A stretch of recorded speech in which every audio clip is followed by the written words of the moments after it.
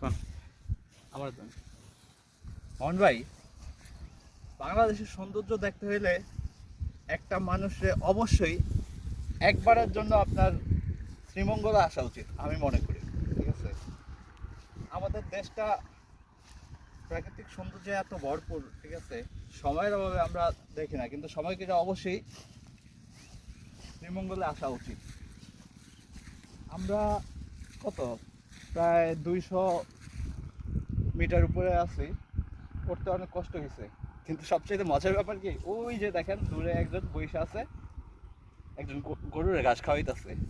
ঠিক আছে, গরু সৌন্দর্য বুঝলো কিন্তু আমরা বুঝি না। শান্তি ভাই। কয় একটা করে করবেন তো থাকবো আর আমি তাল থাকবো, খালি খাওয়ান দিব 3 বেলা, কিচ্ছু লাগবে না।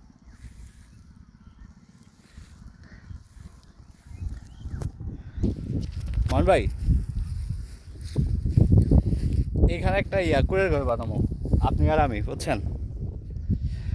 প্রতি বছরে একবার আইসা এখানে বেড়ায় যাবো।